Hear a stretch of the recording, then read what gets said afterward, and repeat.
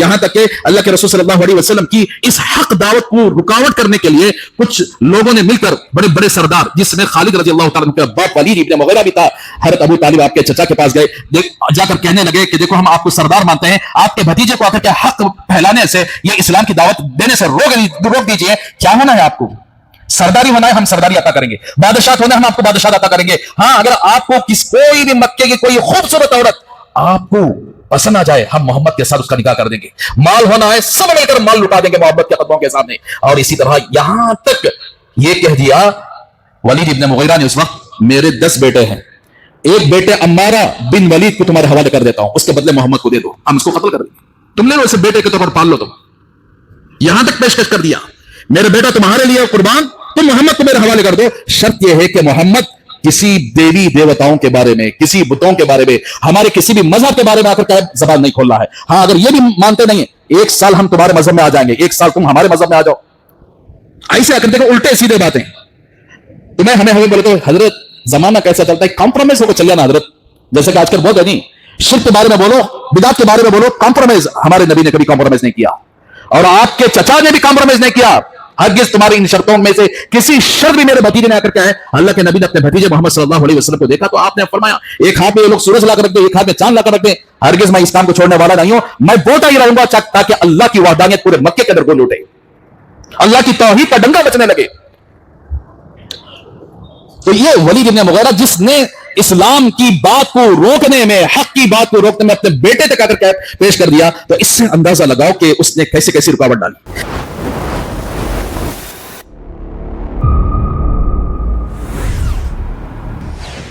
تو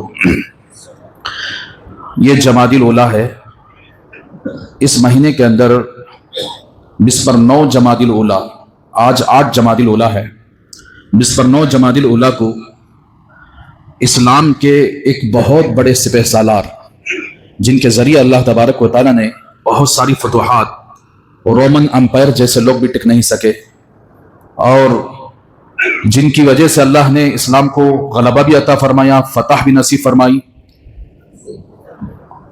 ان کے بارے میں آپ کے سامنے کچھ تفصیل کے ساتھ ان کی سیرت آپ کے سامنے بیان کروں، اس لیے کہ صحابہ میں ایک ایک صحابی بھی ایسے ہیں جن کی سیرت آپ کے سامنے بیان کی جائے تو ایک ایک صحابی کے اندر الگ الگ خصوصیات، ایک صحابی کے اندر ایک خصوصیت ہے تو دوسرے صحابی کے اندر دوسری خصوصیت، اور وہ صحابی کے اندر یہ خصوصیت نہیں، یہ صحابی کے اندر وہ خصوصیت نہیں، تو اس طرح اس مہینے کے اندر ایک عظیم سپہ سالار جن کو رسول اللہ صلی اللہ علیہ وسلم نے سیف من سیوف اللہ کا لقب عطا فرمایا، اللہ کی تلواروں میں سے ایک تلوار فرمایا، تو میری مراد ہے حضرت خالد بن ولید رضی اللہ تعالیٰ عنہ، ایک بہت بڑے عظیم سپہ سالار، اور اللہ کے رسول صلی اللہ علیہ وسلم جن کے اسلام لانے سے بڑا خوش ہوئے، اور ان کا خاندان، ان کا جو کردار تھا، جب مسلمان نہیں ہوئے تو عظیم جنگیں مسلمانوں کی جو ہوئی ہیں، جنگ بدر، جنگ احد،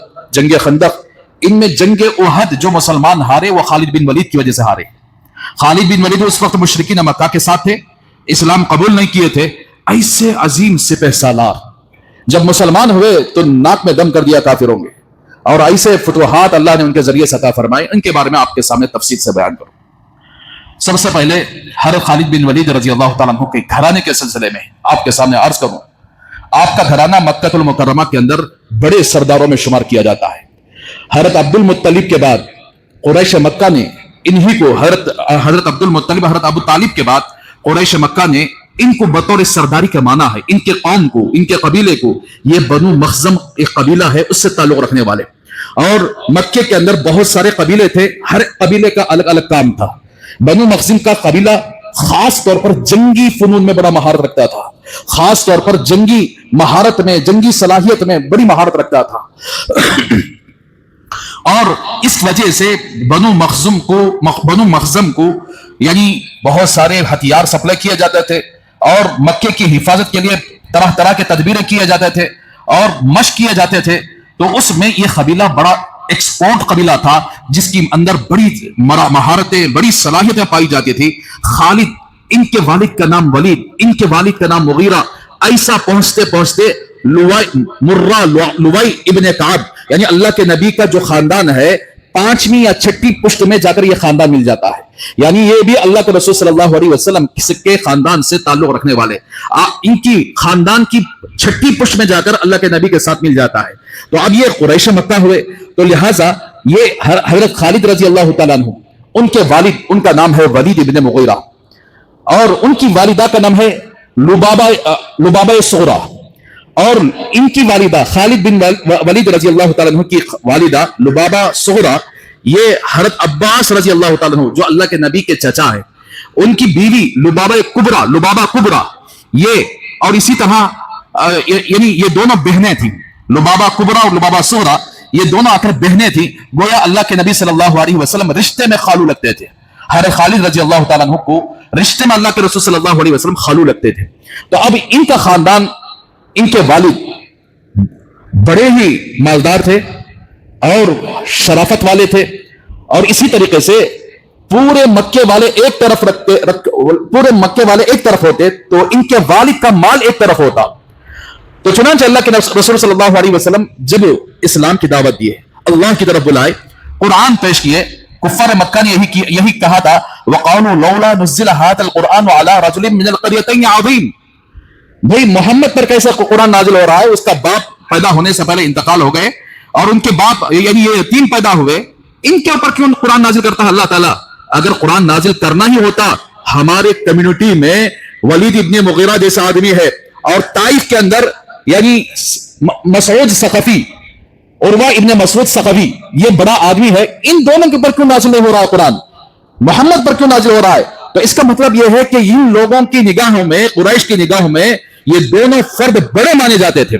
تو لہٰذا حضرت خالد بن ولید رضی اللہ تعالیٰ عنہ کا جو گھرانہ تھا، جو خاندان تھا، مالدار تھا، اور ان کے بہت سارے باغات طائف کے اندر موجود تھے، بہت ساری زمینیں، تجارتیں، پورے مکے والوں کی تجارتیں ایک طرف ہوتی، ان کی تجارت ایک طرف ہوتی، اتنے بڑے مالدار تھے۔ جب حضرت خالد پیدا ہوئے تو وہی انہوں نے تجارت کا سفر نہیں کیا، اور اسی طرح ان کے والد جو تھے ان کے اندر بھی بہت اچھی خصوصیات تھی، لیکن اس خصوصیات کے باوجود بھی ان کو اسلام قبول کرنے کی توفیق نہیں ہوئی۔ البتہ ایک روایت کے اعتبار سے اللہ کے نبی صلی اللہ علیہ وسلم کی آپ صلی اللہ علیہ وسلم کے چچا جو عباس ہیں، ان کی جو سالی ہے لبابہ صغرا جو حضرت خالد کی ماں ہیں، انہوں نے اسلام قبول کیا۔ حضرت عمر کے دور تک انہوں زندہ تھے، حضرت عمر رضی اللہ تعالیٰ عنہ کے زمانے تک انہوں زندہ تھے، تو ان کی والدہ نے اسلام قبول کر لیا، لیکن والد نے اسلام قبول نہیں کیا۔ کیا عجیب اللہ تعالیٰ کی قدرت دیکھیے، ایک طرف بیٹا، ایک طرف بیوی اسلام قبول کر کے جنت کو ہمیشہ کے لیے واجب کر لی، اور ایک طرف والد آ کر کیا ہے جس نے آ کر اپنی اولاد کے لیے بہت سارا کمایا تھا لیکن اپنے لیے جہنم کو واجب کر لیا۔ تو یہ ولید ابن مغیرہ کے سلسلے میں قرآن مجید میں اللہ تبارک و تعالیٰ نے آیتیں بھی نازل کیا، یعنی سورہ مدثر کے اندر آیتیں نازل ہوئی۔ یہ آدمی بڑا ہی ذہین تھا، بڑا ہی صلاحیت کا مالک تھا، اور کعبۃ اللہ کی اتنی قدر کرتا تھا کہ چپل پہن کر اس نے کبھی کعبۃ اللہ کے اندر داخل نہیں ہوا۔ اور جب اللہ کے نبی صلی اللہ علیہ وسلم کو نبی بنائے جانے سے 5 سال پہلے قریش مکہ نے مل کر ایک پلان بنایا تھا کہ کعبہ پرانا ہو چکا ہے، اس کو توڑ کر، اس کو شہید کر کے نیا کعبہ تعمیر کریں، لیکن سب آئے، کسی کی ہمت نہیں ہوئی کعبۃ اللہ کے اینٹ ہٹانے کی، اس لیے کہ وہ جانتے تھے کہ اگر کعبۃ اللہ کی اینٹ کوئی ہٹائے گا تو اس کے اوپر بلائیں نازل ہو جاتے ہیں، اس پر اللہ کی مار اور اللہ کا عذاب نازل ہوتا ہے۔ تو چنانچہ کوئی آگے نہیں بڑھا، تو اس وقت یہی ولید ابن مغیرہ آگے بڑھا، کھوڈال لے کر آگے بڑھا، اور کہنے لگا دیکھیے یہاں اللہ کو مان رہا ہے، لیکن اللہ کے نبی جب اسلام پیش کیا تو اسے نہیں مانا، تو اس سے آگے آ کر اعلان کیا کہ اللہ یہ کعبے کے رب، ہم اس کے ساتھ کوئی برا خیال نہیں کر رہے ہیں، ہم اس کو شہید کر کے اس کو صحیح طریقے سے بننا چاہتے ہیں، اس لیے اس نے پہلا کھدال مارا، تو پھر اس کے بعد وہاں سے لوگ آ کر کعبہ کو شہید کیے، پھر اس کے بعد کعبے کی تعمیر ہوئی۔ تو یہ واقعہ ہے اللہ کے نبی صلی اللہ علیہ وسلم کی عمر اس وقت 5 سال کی تھی، اس وقت کعبے کو شہید کر کے قریش مکہ نے دوسرا یعنی نیا کعبہ تعمیر کیا تھا۔ تو یہ وہ ولید ابن مغیرہ ہے جس نے کعبۃ اللہ کو شہید کرنے کی جرأت بھی کی، اور اللہ سے یعنی اللہ کی طرف یعنی مخاطب ہو کر بھی فرمایا کہ ہم اس کے ساتھ برا کوئی ارادہ نہیں کر رہے ہیں، ہم تو اس کو شہید کر کے اچھا بنانا چاہ رہے ہیں۔ تو چنانچہ ویسا ہی ہوا، اور ہر سال 1 سال سارے قریش مکہ جتنے لوگ دنیا سے حج کرنے کے لیے آتے، تو 1 سال کیا ہوتا تھا، سارے قریش مکہ ان کی دعوت کرتے تھے، حاجیوں کو آ کر خدمت کرتے تھے، ان کو پانی پلاتے تھے، ان کو کھانا کھلاتے تھے، لیکن ایک اکیلا آدمی 1 سال پورے حاجیوں کی یہی خدمت کرتا تھا۔ اس سے اندازہ لگاؤ کتنا مال اللہ نے اس کو دیا ہے، اور اولاد ایک روایت کے حساب سے 14 بیٹے اللہ نے اسے عطا فرمائے, ایک روایت کے حساب سے 10 بیٹے اللہ نے اسے عطا فرمائے, جس میں 2 بیٹے صحابی رسول بنے, باقی سب کے سب اگر باپ کے نقش قدم پر چلے. تو بیٹے بھی اللہ نے دیا, مال بھی دیا, اور جنگی فنون, جنگی مہارت, جنگی صلاحیت اللہ تبارک و تعالیٰ نے دیا ہے. لیکن اس کے باوجود جب اللہ کے نبی صلی اللہ علیہ وسلم کلمہ حق بلند کیے تو مخالفت کرنے والوں میں ایک تو کعبۃ اللہ کی قدر یہ کرتا تھا, کعبۃ اللہ کو توڑنے میں, شہید کر کے بنانے میں سب سے پہلے اس کا ہاتھ تھا.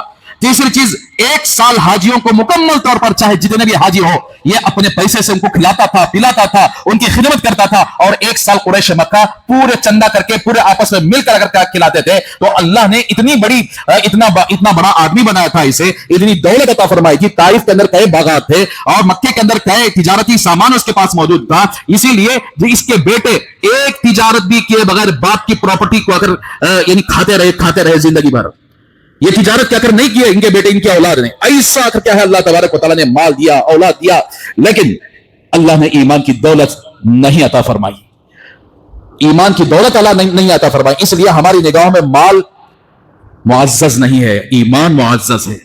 کاش کہ ہمیں سمجھ میں آ جائے, کاش کہ ہم مسلمانوں کو سمجھ میں آ جائے.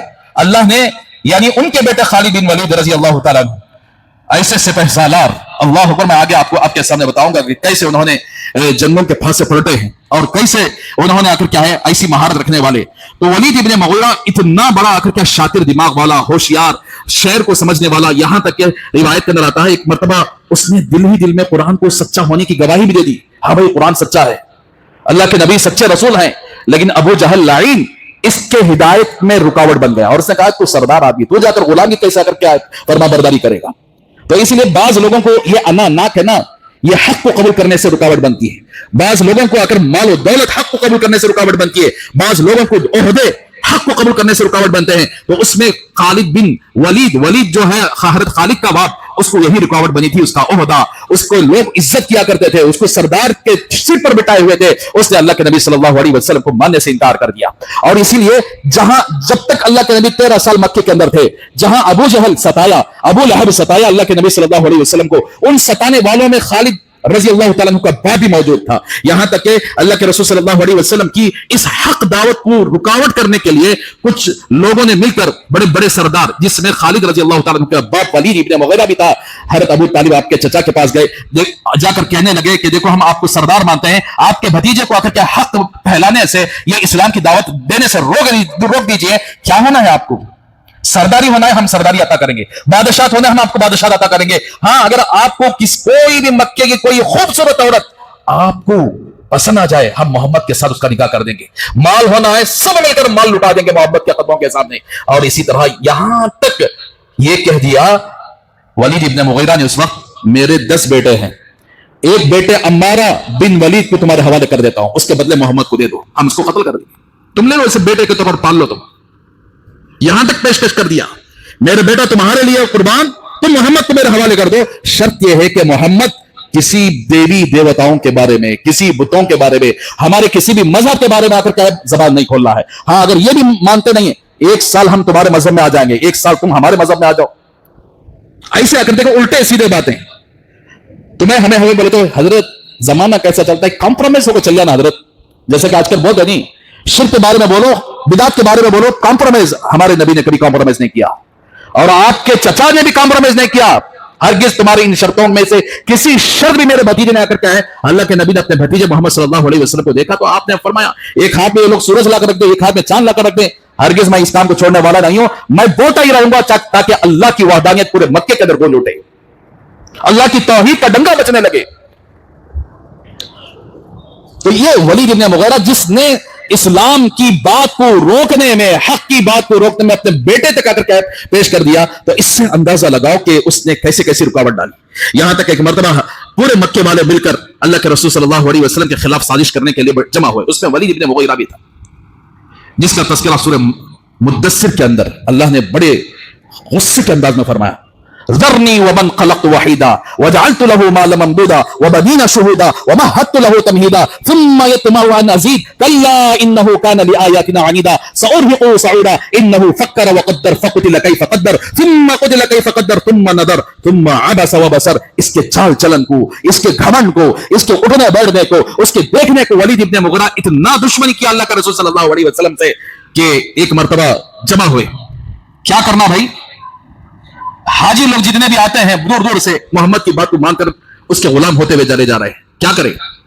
اسے روکنے کا کیا طریقہ ہے؟ تو کسی نے یہ رائے دی کہ ہم ہر حاجی کو جا کر کھلائیں گے پلائیں گے، اس کی اگر کیا ہے مہمان نوازی کریں گے اور اسے یہ سمجھائے کہ محمد صلی اللہ علیہ وسلم کی بات کو نہ سنو اس لیے کہ پاگل ہے. تو ولید ابن مغیرہ نے جواب دیا، قرآن اس کے محمد کے زبان سے جو جاری ہو رہا ہے، کوئی ذی شعور آدمی، اچھے عقل رکھنے والا آدمی یہ سن کر کوئی نہیں کہے گا کہ یہ پاگل والا کلام ہے. محمد کے اٹھنے بیٹھنے اور محمد کے اخلاق کو دیکھے گا کوئی یہ تصور ہی نہیں کر سکتا یہ دیوانہ اور پاگل ہے. ایک دوسرے نے رائے دی ہم اسے جادوگر کہیں گے کہ اس کے زبان کے اندر، اس کے کلام کے اندر جادو ہے. تو ولید ابن مغیرہ نے یہی جواب دیا، لوگوں کو پتا ہے کہ جادو کیا چیز ہے، جادوگروں کے اخلاق اور ہوتے ہیں، جادوگروں کا کلام اور ہوتا ہے. قرآن جب یہ سنیں گے تو یہ قرآن کے سامنے گھٹنے ٹیک دیں گے، قرآن کوئی جادو کا کلام نہیں ہے. پھر کچھ لوگوں نے کہا کہ ہم اسے لوگوں میں تفرقہ ڈالنے والا کہیں گے، اس کی بات کو نہ سنو، یہ جادوگر ہے، یہ اگر دیوانہ ہے، یہ بے دین ہے. تو اسے میں نے ٹکڑا دیا. اب سارے لوگ مل کر تم ہی بتاؤ بھائی کیا کریں گے، کیا محنت کریں گے. ایک بات یاد رکھے، آدمی کتنا بھی شاطر دماغ والا کیوں نہ ہو لیکن حق کے مقابل میں آتا ہے تو وہ پاگل ہی ہوتا ہے. جتنا بھی ہوشیار آدمی کیوں نہ ہو، حق کے مقابل میں باطل کے سپورٹ میں آتا ہے وہ ہمیشہ پاگل ہی رہتا ہے. تو اب یہ شاعر، لوگوں نے کہا کہ شاعر ہے، یہ شاعر کو بھی ریجیکٹ کر دیا. لوگوں نے کہا جادوگر، محمد صلی اللہ علیہ وسلم جادوگر ہے، اسے بھی ریجیکٹ کر دیا. دیوانہ، اسے بھی ریجیکٹ کر دیا. تو اب لوگوں نے ولید ابن مغیرہ سے پوچھا کچھ بول بھائی کیا محنت کریں گے حاجیوں کے پیچھے. اس نے کہا محمد کا کلام ایسا ہے جو میاں بیوی میں تعلقات ختم کر دیتا ہے، باپ بیٹے میں تعلقات ختم کر دیتا ہے. یہ ایسا کلام ہے، اس لیے ڈینجر ہے، اس سے تمہیں بچتے رہنا، یہ پھیلائیں گے ہمیں. محمد کا کلام ایسا ہے جو باپ بیٹے میں جدائی ڈالتا ہے، میاں بیوی میں آ کر کیا جدائی ڈالتا ہے اور رشتے میں توڑ دیتا ہے. اور یہ ایسا خطرناک کلام ہے، تم اس سے بچنا چاہیے. یہ رائے پیش کیا جس کی وجہ سے اللہ نے سورہ مدثر کے اندر منہ توڑ جواب دیا اس کا. ولید ابن مغیرہ سمجھتا ہے کہ اس کے پاس مال ہے، اس کے باپ کی پراپرٹی ہے، اللہ نے دیا ہے، اولاد اللہ نے دی ہے اسے. یہ پوری تفصیل اگر سورہ مدثر کے اندر ہے، تفصیل کروں گا بہت ٹائم ہو جائے گا. تو بہرحال ولید ابن مغیرہ یہ ایسا خطرناک شاطر آدمی ہے جس نے حق کو روکنے میں اللہ کے نبی صلی اللہ علیہ وسلم کے حق کے رکاوٹ میں بڑا ذریعہ اپنا مال پیش کیا، اپنا بیٹا پیش کیا، اپنی اولاد پیش کیا تاکہ حق کی رکاوٹ بن جائے، حق ختم ہو جائے. لیکن اللہ تبارک و تعالیٰ نے حق کا بولا بالا کرنا تھا. اللہ کے رسول صلی اللہ علیہ وسلم کے یعنی 13 سال کی محنت میں آپ اسی کے گھر کے اندر، انہی کے بیٹوں کے اندر 2 بیٹوں کو اللہ نے ہدایت فرمائی. ایک بیٹا ولید ابن ولید، باپ کا نام بھی ولید، بیٹے کا نام بھی ولید. ایک بیٹا ہے خالد ابن ولید. ان 2 بیٹوں کو اللہ تبارک و تعالیٰ نے ہدایت عطا فرمائی. اللہ کے نبی صلی اللہ علیہ وسلم مکہ چھوڑ کر مدینے کی طرف ہجرت کر کے گئے تو اس وقت 3 سال کے بعد یعنی ولید ابن مغیرہ کا انتقال ہو گیا. اب حضرت خالد بن ولید رضی اللہ تعالیٰ ان کے سلسلے میں آپ کے سامنے بات کرنی ہے. ایک بیٹا تو ولید ابن ولید مسلمان ہو گئے، صحابی رسول بنے، اور خالد بن ولید رضی اللہ تعالیٰ باپ کی وراثت ہاتھ میں لی. جیسے باپ کا انتقال ہوا تو لیکن باپ کی جیسی کمینگی، باپ کی جیسی خطرناک سوچ خالد بن ولید رضی اللہ تعالیٰ کے پاس نہیں تھی. اسی لیے صحابہ کو اللہ نے جو چنا ہے نا، اندرونی صلاحیت کو دیکھ کر چنا ہے. تو خالد بن ولید رضی اللہ تعالیٰ اتنے یعنی باپ کے جیسے نہیں تھے، لیکن باپ کا جو پیشہ تھا اس کو ہاتھ پہ لیا، مشرکین کے ساتھ ملے اور حضرت خالد بن ولید رضی اللہ تعالیٰ پیدا ہوئے اللہ کے نبی صلی اللہ علیہ وسلم کے نبی بنائے جانے سے 27 سال پہلے یا 26 سال پہلے. گویا یہ حضرت عمر رضی اللہ تعالیٰ عنہ کے بچپن کے ساتھی بھی ہیں، دوست بھی ہیں.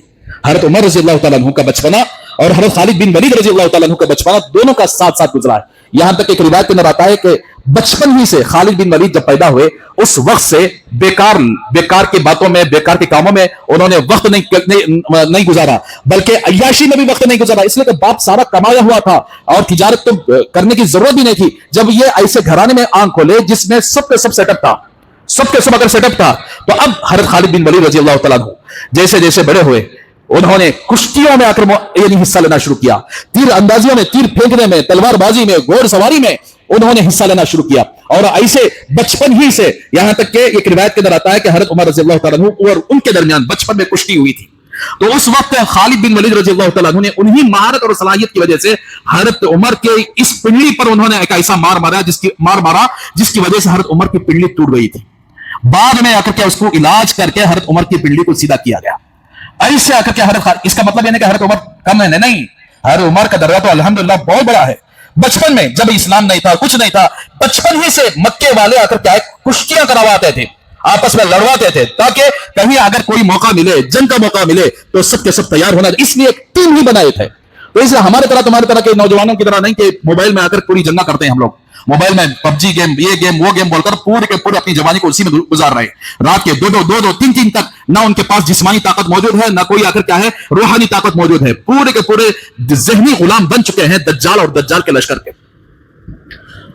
تو اس لیے میرے بھائیو، جس نوجوان کے اندر اس کی نوجوانی غلامی میں گزر جائے، کوئی آ کر اس کے پاس صلاحیت نہ ہو، نہ کوئی اس کے پاس کچھ ہے، جمعہ کے حوالے ہو گئے. جمعہ سے کچھ نہیں ہوتا، جمعہ سے کچھ نہیں ہوتا. کچھ آدمی کو مہارت حاصل کرنی چاہیے، کشتی گشتی کی مہارت حاصل کرنا چاہیے تاکہ کم از کم اپنی دفاع کرے، کم از کم اپنا دفاع کرے. تو بہرحال یہ مکے کے اندر حضرت خالد بن ولید رضی اللہ تعالیٰ بچپن سے گھوڑ سواری میں اور نیزہ بازی میں اور اسی طرح تلوار چلانے میں یہ بڑی مہارت رکھتے تھے، بڑی صلاحیت رکھتے تھے. پھر اس کے بعد ان کے باپ کا انتقال ہوا، یہ جوان ہوئے تو باپ کے نقش قدم پر چلے. سب سے پہلے جنگ بدر پیش ہوا. تو جنگ بدر کے اندر مشرکین مکہ کے ساتھ ان کی ٹیم، ان کا جھٹا چلک ہوتا تھا. یہ بڑے شاطر دماغ کے تھے اور ایسی صلاحیت جنگ میدان جنگ کو پرکھ لیتے تھے، کہاں کمزوری ہے، کہاں آ کر کیا ہے، ہمیں آ کر کیا موقع. اس سے پہلے نہ تلوار اپنے نیام سے نکالتے ہیں، نہ گھوڑی، بالکل دیکھتے رہتے ہیں، ایسے دیکھتے رہتے ہیں. جیسے ہی موقع ملا فوراً کود دیتے ہیں. ایسے زبردست سے سالار کفار مکہ کے ساتھ جنگ بدر میں آئے، لیکن جنگ بدر میں کوئی موقع اللہ نے ان کو نہیں دیا. جنگ بدر میں ایسے ہی کھڑے رہے، واپس چلے گئے، لڑے نہیں.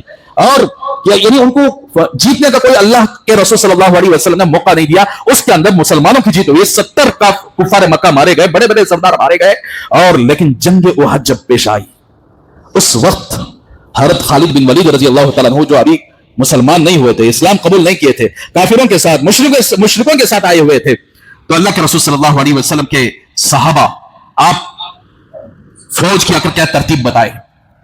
بتانے کے بعد جہاں اللہ کے نبی کی فوج کھڑی ہوئی تھی، صحابہ کھڑے ہوئے تھے، اس کے پیچھے ایک پہاڑ تھا. اگر آپ کو عمرہ گمرہ جانے کی زیارت نصیب ہو، آپ ضرور جانا.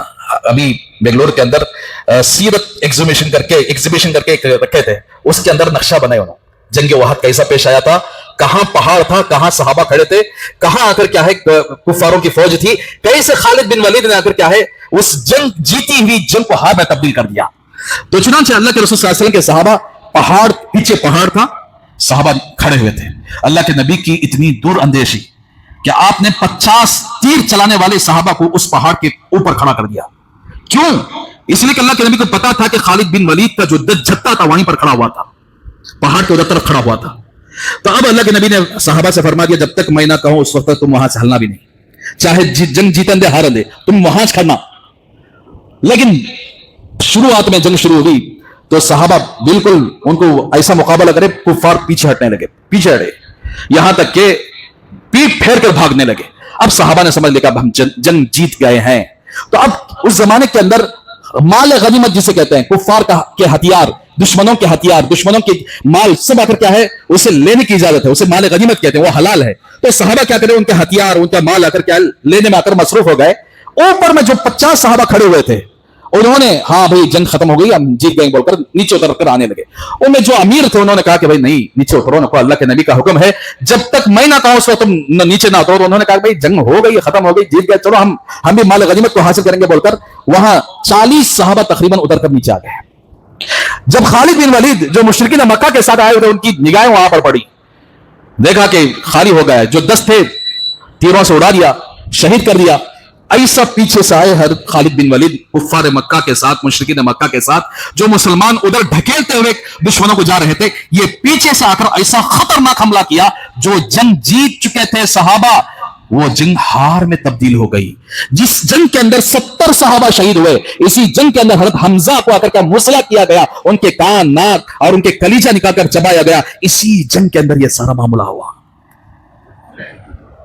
तो ये खालिद बिन वलीद के शातिर दिमाग की वजह से, उनके यानी जंगी फनून की वजह से, यानी जो जंग जीती हुई थी वो हार में तब्दील हो गई। फिर उसके बाद तीसरी जंग पेश आई, मुसलमानों की जंग खंदक जिसे कहते हैं। अगर बेंगलुरु के अंदर फिर भी रखना, अगर कहीं मौका मिले तो जाकर देखो, ये सारी चीजें मैं हमें सीरत पढ़े इसलिए बड़ा मजा आया देखने में। उन्होंने जो नक्शा बनाए थे बड़ा बेहतरीन बनाए थे। जंग खंदक जो गड्ढा खोदा गया था मदीने के अतराफ में, उस वक्त भी हजरत खालिद बिन वलीद रजी अल्लाह तआला मुशरिकीन मक्का के साथ जंग करने के लिए आए थे। लेकिन अल्लाह तबारक व तआला 1 महीने तक वो जंग रही, 1 महीने तक। लेकिन खालिद बिन वलीद वो गड्ढे के आसपास में फिरते थे, कहीं मौका मिले तो छलांग लगाकर हमला कर दे, लेकिन अल्लाह ने वो मौका नहीं दिया। जिंदगी में उन्होंने जंग उहद एक ऐसी जंग की जिसमें मुसलमानों की जीत थी, लेकिन एक मिस्टेक की वजह से जंग का फांसा पलटा, और वो फांसा पलटने में सबसे अहम जो किरदार अदा किया वो हजरत खालिद बिन वलीद रजी अल्लाह तआला अन्हु। तो बहरहाल मेरे भाई, ये सिपह सालार जब मुसलमान हुए तो इंशाल्लाह अगले जुमा आपके सामने बताऊंगा कैसे इस्लाम की फतुहात हुई, उनको इस्लाम लाने का जरिया कौन बने, इस्लाम कैसे लाए, और ये अल्लाह तबारक व तआला ने उनसे कैसे काम लिया। इसलिए मेरे भाइयों, हम सहाबा की एक एक सहाबी की अगर आप सीरत पढ़ेंगे, सुनेंगे, तो आपको पता चलेगा कि कोई भी फालतू लोग नहीं थे, एकदम अपनी जिंदगी के कीमती हीरे, बल्कि रहती दुनिया के लिए वो अपना आइडियल छोड़कर गए, अपना नमूना छोड़कर गए। तो इसलिए खालिद बिन वलीद रजी अल्लाह तआला ऐसे जर्नेल साहबा में से हैं, ऐसे सिपह सालार साहबा में से हैं जो आगे जाने के बाद जब तक कुफ्फार मक्का के साथ थे, कुफ्फार मक्का को धोखा दिए बगैर जंग में बराबर शरीक रहे, और जंग ऐसा किए कि एक जंग, बड़ी जंग हुई जो जंग उहद, उसको आखिर क्या है, जो जीत गए थे मुसलमान, उसको हार में तब्दील करने में सबसे अहम किरदार जो अदा किया वो खालिद बिन वलीद थे। तो मेरे हाल मेरे भाइयों, अगले जुमा आपके सामने तफसील से हज़रत खालिद बिन वलीद रजी अल्लाह तआला अन्हु की जो जंगें हुई हैं, उन्होंने इस्लाम को कैसे आकर इस इस्लाम का साथ दिया, और उसकी वजह से अल्लाह ने कहां कहां तक आकर गलबा अता फरमाया, इंशाअल्लाह अगले जुमा आपके सामने तफसील से बात आएगी। इसलिए अपने नौजवानों से मैं अर्ज करता हूं कि अपनी जिंदगी को फालतू में ना गुजारो, बेकार कामों में, मोबाइल के पीछे रात के 2-2 बजे तक अपनी जिंदगी में कुछ बनो भाई, अपने जिस्म को कुछ तैयार करो, अपनी रूह को कुछ तैयार करो, अपने अंदर कुछ तकवा पैदा करो। इसलिए कि आज के हालात जो नजर आते हैं, आगे के हालात सही होने वाले नहीं। मैं कई सालों से कहता हुआ आ रहा हूं कि आगे के हालात अच्छे होने वाले नहीं है। जैसे जैसे क़यामत करीब आती रहती है, वैसे वैसे आकर के हालात अगर मुसलमानों के हक में नहीं रहते। इसलिए अपने नौजवानों को कहता हूं कि अपनी जिस्म की, अपने रूह की बिल्कुल कदरदानी करें, और ये फालतू कामों में रहकर, मोबाइल के पीछे रहकर अपनी जिंदगी को तबाह ना करें। और इसी तरह यानी बगैर तिजारत के, बगैर बिजनेस के, बगैर काम के बेकार से रह लेना, ये अगर आप नहीं मालूम होता, आगे जाकर मालूम होगा कि हमने अपनी जवानी को कैसे आकर बेकार में गुजार दिया। लेकिन वो सहाबा ऐसे नहीं थे जिन्होंने अपनी जवानी की कदर की। जवानी के अंदर यानी अगर खालिद बिन वलीद चाहते तो ये अय्याशी की जिंदगी गुजार सकते थे, लेकिन अय्याशी की जिंदगी नहीं गुजारी इन्होंने। जैसे ही बचपन ही से उन्होंने जंगी महारत में हिस्सा लिया, कुश्तियों में हिस्सा लिया, और इसी तरह यानी तलवारबाजी में, नेजाबाजी में, ये तमाम चीजों में उन्होंने हिस्सा लिया, जिसकी वजह से आगे जाकर उन्होंने एक बड़े सिपह सालार बने। तो इसलिए हमें भी चाहिए कि जवानी को आकर क्या है फालतू कामों में ना गुजारें, अपने फिटनेस का भी ख्याल करें, अपनी रूह का भी ख्याल करें। रूह और फिटनेस ये दोनों चीजें हमारे लिए बहुत जरूरी है। हमारे पास ईमान है, तकवा है, हमारी रूह मजबूत है, तो हमारा जिस्म भी मजबूत होना चाहिए। अगर हमारी रूह कमजोर है, जिस्म कितना भी फिटनेस बना लो बेकार है। इसलिए दोनों चीजें जरूरी हैं।